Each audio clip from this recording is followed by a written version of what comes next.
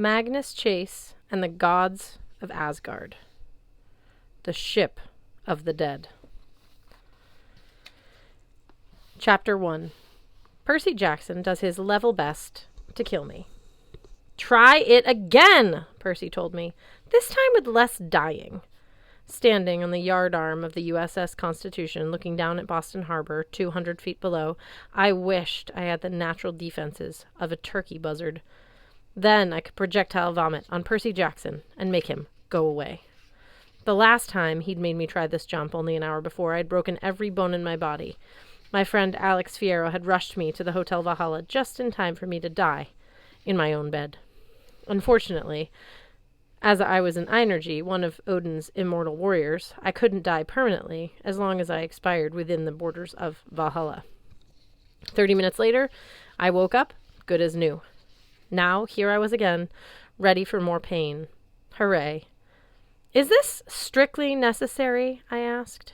Percy leaned against the rigging, the wind rippling little waves through his black hair. He looked like a normal guy. Orange t-shirt, jeans, battered white leather Reeboks. If you saw him walking down the street, you'd think, "Hey, look." You wouldn't think, "Hey, look, a demigod, son of Poseidon. Praise the Olympians." He didn't have gills or webbed fingers, though his eyes were sea green, about the same shade I imagined my face was just then.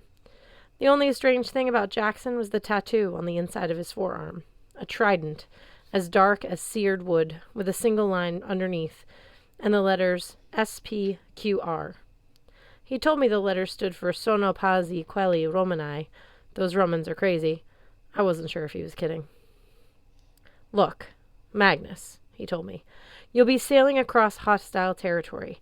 A bunch of sea monsters and sea gods and who knows what else will be trying to kill you. Right?" "Yeah, I suppose." By which I meant, please don't remind me. Please leave me alone. "At some point," said Percy, "you're going to get thrown off the boat. Maybe from as high up as this. You'll need to know how to survive the impact, avoid drowning, and get back to the surface ready to fight. It's going to be tough, especially in cold water." I knew he was right. From what my cousin Annabeth had told me, Percy had been through even more dangerous adventures than I had. And I lived in Valhalla. I died at least once a day. As much as I appreciated him coming up from New York to offer me heroic aquatic survival tips, though, I was getting tired of failing. Yesterday, I'd gotten chomped by a great white shark, strangled by a giant squid, and stung by 1,000 irate moon jellies. I'd swallowed several gallons of seawater, trying to hold my breath, and learned that I was no better at hand-to-hand combat 30 feet down than I was on dry land. This morning, Percy had walked me around Old Ironsides, trying to teach me the basics of sailing and navigation, but I still couldn't tell the mizzen mast from the poop deck. Now here I was, a failure at falling off a pole. I glanced down where Annabeth and Alex Fierro were watching us from the deck. "You got this, Magnus!" Annabeth cheered. Alex Fierro gave me 2 thumbs up. At least I think that was the gesture. It was hard to be sure from this distance. Percy took a deep breath. He'd been patient with me so far, but I could tell the stress of the weekend was starting to get to him, too. Whenever he looked at me, his left eye twitched. "It's cool, man," he promised. "I'll demonstrate again, okay? Start in skydiver position, spread eagle to slow your descent, then right before you hit the water, straighten like an arrowhead, heels down, back straight, butt clenched." That last part is really important. "Skydiver," I said. "Eagle, arrow, butt." "Right," Percy said. "Watch me." He jumped from the yardarm, falling toward the harbor at a perfect spread eagle form. At the last moment, he straightened, heels downward, and hit the water, disappearing with hardly a ripple. A moment later, he surfaced, his palms raised. Like, "See? Nothing to it." Annabeth and Alex applauded. "Okay, Magnus," Alex called up to me. "Your turn. Be a man." I suppose that was meant to be funny. Sometimes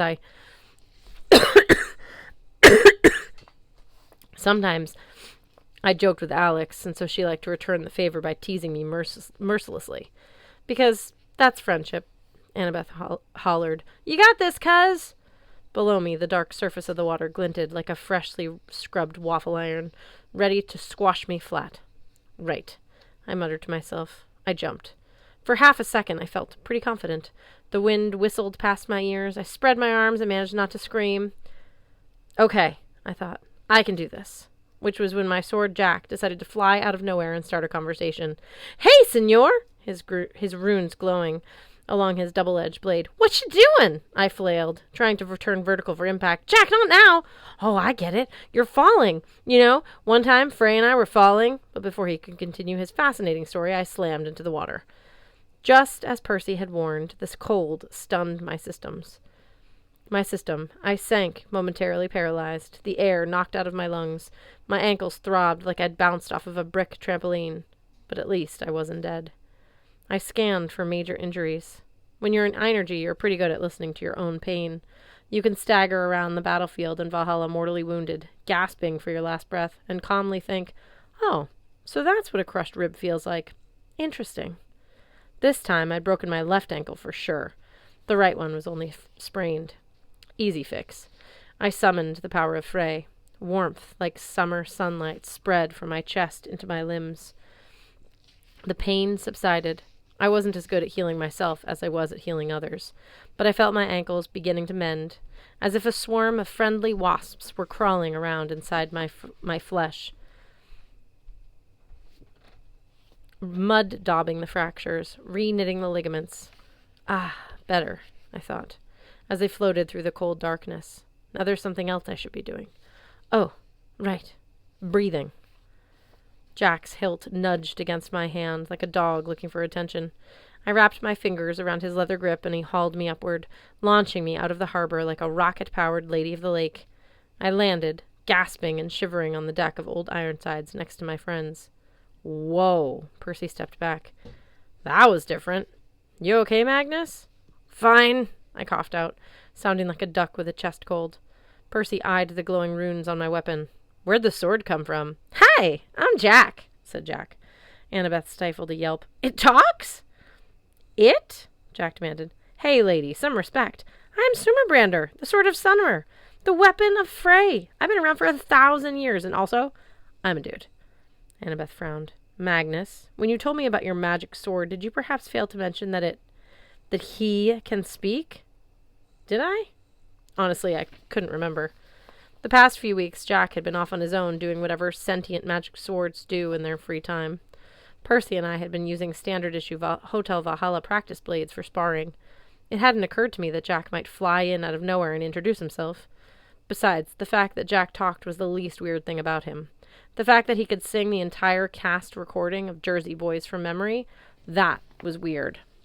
Alex Fierro looked like Alex was trying not to laugh, wearing pink and green today, as usual, though I'd never seen this particular outfit before. Lace-up leather boots, ultra-skinny rose jeans, and an untucked lime dress shirt, with a checkered skinny tie as loose as a necklace.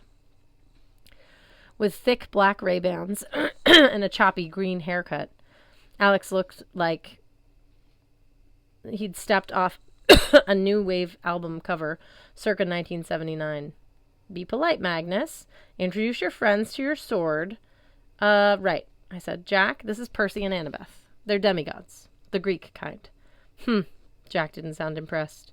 "I met Hercules once." "Who hasn't?" Annabeth muttered. "Fair point," Jack said. "But I suppose if you're friends with Magnuses—" He went completely still. His runes faded. Then he leapt out of my hand and flew toward Annabeth, his blade twitching as if sniffing the air. "Where is she? Where are you hiding the babe?" Annabeth backed toward the rail. "Whoa there, sword. Personal space." "Jack, behave," Alex said. "What are you doing?" "She's around here somewhere," Jack insisted. He flew to Percy. "Aha! What's in your pocket, sea-boy?" "Excuse me?" Percy looked a bit nervous about the magical sword hovering at his waistline. Alex lowered his Ray-Bans. "Okay, now I'm curious. What do you have in your pocket, Percy? Inquiring swords want to know." Percy pulled out a plain-looking ballpoint pen from his jeans. "You mean this?" "Bam!" Jack said. "Who is the vision of loveliness?" "Jack," I said. "It's a pen." "No, it's not. Show me. Show me!" Sure." Percy uncapped the pen. Immediately it transformed into a 3-foot-long sword with a leaf-shaped blade of glowing bronze. Compared to Jack, the weapon looked delicate, almost petite, but from the way Percy wielded it, I had no doubt he'd be able to hold his own on the battlefields of Valhalla with that thing. Jack turned his point toward me, his runes flashing burgundy. See, Magnus, I told you it wasn't stupid carry a sword disguised as a pen. Oh, it wasn't stupid to carry a sword disguised as a pen. Jack, I never said that, I protested. You did. Percy raised an eyebrow. What are you two talking about? Nothing, I said hastily. So I guess this is the famous Riptide?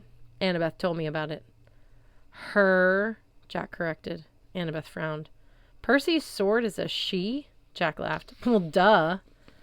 Percy studied Riptide, though I could have told him from experience it was almost impossible to tell a sword's gender by looking at it.